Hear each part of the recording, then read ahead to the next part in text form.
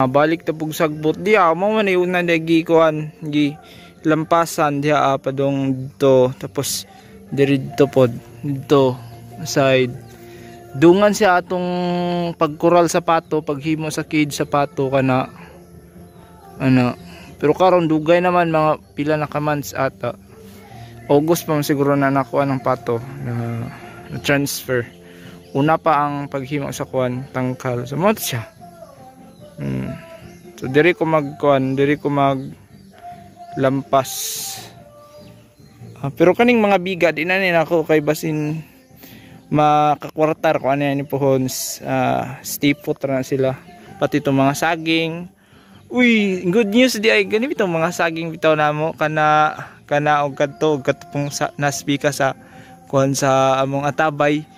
Una aning bunga niya nakakaon me kay wala siya bugtuka. Sunod niyang bunga gipang bugto kadto nakapamunga to dagko kay unod tapos kani pero nagkabugtok kuligi kayo niya ang nay nagingon sa akong kanang tawag ani sa silingan na mo ba kailang bubuan na daw ihi ang punuan sa saging para maulian daw tong bugtok or mawala. Pero among gitrayan kanang pagbubo sa ihi sa butangan ug abo. Pero wala gihapon walay kanamitang walay epekto. So amo ra gipabayaan ning king saging kana og katong dito spika sa atabay. So sunod na mo na itsura nga wala na namukuan na kay dito naman is balay I mean sa tindahan nag pundo-pundo. So mao ning nagkasagbot na. So namunga na po si kutro tapos na-shock me kay abi na mo og kuan kaning bugtok gihapon ang mga bunga ani nila. Pero dagko kay bulig. Tapos nagkakuan me naka-harvest me recently kaduha puro walay bugtok. Nice kayo ang result guys and we don't know the reason behind giun sa paghil. I think sa natural gid nga way siguro sa yuta siguro or na natural healing ang kuan ang kaning saging. So kuan ni siya nga saging sarabya. Diri guys, ako ning lampasan. I mean diha limpyuhan ta na dira. Tapos diha sab og diri. Diha kay punon ta ni og mga gulayon. Mga tanom nga pwede maka-income. Dire na start na nako og kuan tawag ni lampas katong niyaging adlaw tapos dire pawahilan ako dire kay medyo di man kay ni dugay lampasan kay kanira man katay. So dire ko nag-start ron. Kay rang kasagbot kay dire awa kaning kugon bitaw puwas si di ako ron nag-start samaw.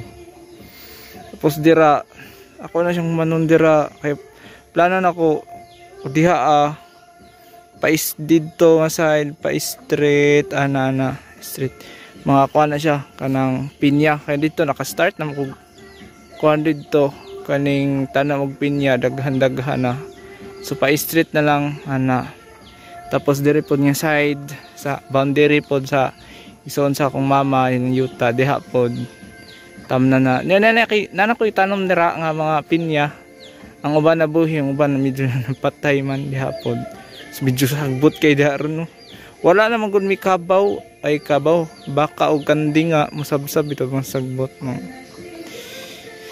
Hopefully pas dili pa ko katrabaho papamukoy trabaho ron diri lang siguro ko mag-focus magtanom sa mga gulayon etc kana mga high value crops bitaw para mas kanang in demand din kan ba siya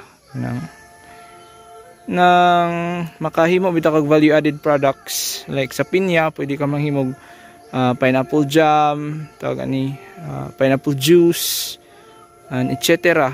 Pwede ra mas i-search sa internet what are the value added products na products na pwede himuon sa pinya. No, tagas na kayong guan, tagas na kayong ugon. Nga patay naging uban ani. Tapos nang diri na pagidang itlog ang mo isa kahinangkan kanang bag-uro ng musa. Patod-tod lang ng musa. Patod-tod. Mga 1 month na ata or 3 weeks na. Daghan kaayo. Yada ako gitrayan dira og butang ang kuan ng mga sinilhig bitaw nako sa natad kay ako rong sunugan para ani dire ana. Gisunugan na nako kay kanang bitong magkuan ko anong mag hab og saging so karon nihawan-hawan na diha din ko nag-start og kuan ganing nag-start og lampas para continue bitaw mo so panang makakuan bitaw ka nga uy dako na kog agi ana